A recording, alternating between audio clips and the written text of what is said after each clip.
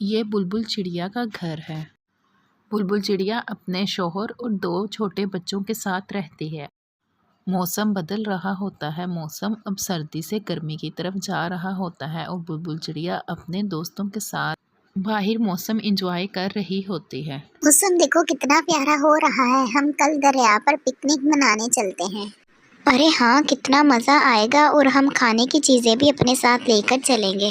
बुलबुल चिड़िया भी कहती है, हाँ ठीक है, मैं भी अब कल को अपने शौहर से इजाज़त ले लूँगी पिकनिक पर आने के लिए।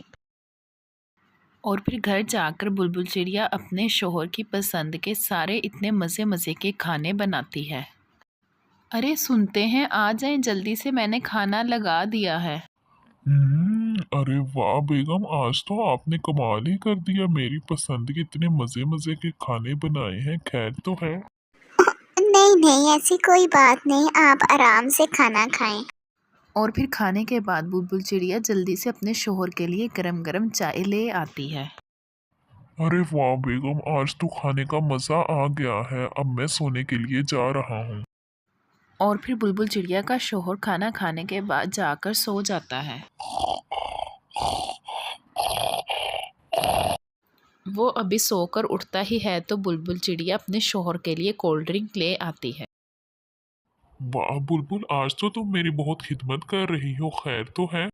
जी, वो दरअसल मेरे सब दोस्तों ने दरिया पर पिकनिक के लिए प्रोग्राम बनाया है। मैं भी बच्चों के साथ दरिया पर पिकनिक के लिए चली जाऊं। नहीं बुलबुल, ये मौसम दरिया पर जाने का नहीं है। बच्चे अभी छोटे हैं और मौसम अभी ठंडा है। तुम बच्चों को लेकर दरिया पर नहीं जाओगी। बच्चे बीमार हो जाएंगे। तुमने पिकनिक पर नहीं जाना। बुलबुल चिड़िया को बहुत गुस्सा आता है। वो अपने शौहर की बात नहीं मानती। जैसे ही सुबह को उसका शौहर काम के लिए निकलता है तो बुलबुल चिड़िया जल्दी से अपने बच्चों को तैयार करती है और सैंडविच भी बनाती है साथ लेकर जाने के लिए।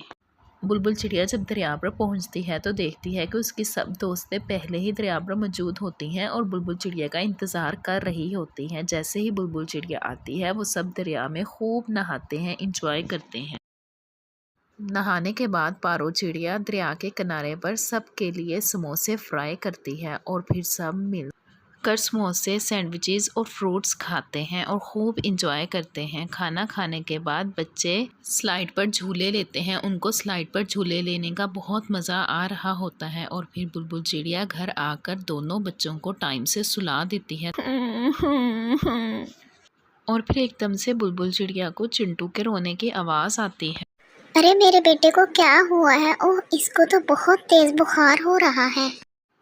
और फिर बुलबुल चिड़िया अपने बेटे को लेकर जल्दी से हॉस्पिटल आ जाती है और डॉक्टर बुलबुल चिड़िया को बताती है, आपकी बेटी को बहुत तेज बुखार है। ठंडे पानी में नहाने की वजह से आपकी बेटी को नमूनिया हो गया है। हमें कुछ दिन के लिए आपकी बेटी को हॉस्पिटल में रखना पड़ेगा।